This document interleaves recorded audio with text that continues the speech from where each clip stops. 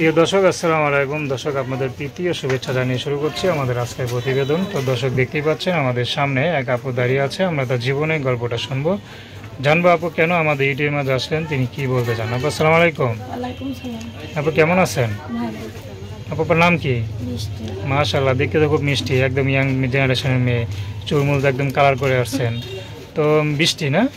হ্যাঁ। আচ্ছা, তো এত সুন্দর হয়ে আবার ইউটিউবে কেন আসলেন? ভাই কষ্ট করে প্রতিবেদনের সামনে আসছে। কষ্ট করে আসছেন? কি এত কষ্ট? ইয়াং বয়সে কেন কষ্ট থাকবে এত? কষ্ট থাকবে, আম্মুটা অসুস্থ, আব্বা ছোট থাকতে ফেলে দিয়ে চলে গেছে। এখন মায়ের কাছে থাকি, মাটাও খুব অসুস্থ, কিছু করতে পারে না। আচ্ছা, সেজন্য আমি মানুষের বাসায় সেলাই মেশিনে কাজ করি। এখন আর করতে পারি না, কারণ মানুষ কাজে অনেক মানুষ, সেজন্য আর লেগে তো অনেকে তো বলে যে আপনারা কি মিথ্যা কথা বলেন যে খালি সেলাই মেশিনে কাজ করি। তা সবাই কি সেলাই মেশিনে কাজ করে? এটা বলে অনেক সবাই দর্শক। কি গার্মেন্টসে কাজ করে, সেলাই মেশিনে কাজ করে। গার্মেন্টসেও কাজ করতাম, মনে গরম গুলা বেরিয়ে আসছে, কারণ আম্মু অসুস্থ, সেজন্য বেরিয়ে আসছে। এখন মানুষের বাসায় কাজ করি, বাসা বাড়ি। আচ্ছা, মানে আম্মুকে দেখতে হয় দেখে গার্মেন্টসের চাকরি ছেড়ে এখন সেলাই এসে কাজ করেনি তো? হ্যাঁ। তো সেলাই কাজ করে মনে করেন আম্মুর যদি অসুস্থ হয়ে যায় হঠাৎ করে ডাক ডুক দিলে একটু দেখে আসতে পারেনি তো? হ্যাঁ, হ্যাঁ, হ্যাঁ। কিন্তু গার্মেন্টসে তো সেটা সম্ভব না, ঠিক না? আচ্ছা, তো আপনার ছাড়া আপনার আম্মুর আর দেখার কেউ নাই?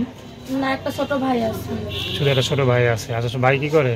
ভাই কিছু করে না, আচ্ছা, তো লেখাপড়া করতো। এখন আম্মু অসুস্থ হয়ে যাওয়ার পর টাকার জন্য আর লেখাপড়া করতে পারে না। আচ্ছা, তো এখন আপনি ইউটিউবে আসার উদ্দেশ্যটা কি? আইসি ভালো একটা মনের মানুষ পাইলে যায় আমার পাশে থাকতে সাহায্য করবে, ওই রকম একটা মানুষ পাইলে। বিয়ে করবেন? হ্যাঁ। আচ্ছা, তো তার ঘরে যদি বউ বাচ্চা থাকে? বউ বাচ্চা থাকলে কোনো সমস্যা নেই, কারণ সে যদি আমাকে দেখে চালাইতে পারে, খাওয়াইতে পারে, আমার কোনো সমস্যা নেই। আচ্ছা, দেশে স্বামীর হক পূরণ করতে পারে, তার ঘরে বউ বাচ্চা থাকলে আপনার কোনো সমস্যা নেই নাকি? হ্যাঁ, হ্যাঁ। আচ্ছা, তো আপনার সাথে কীভাবে যোগাযোগ করবে? Phone number.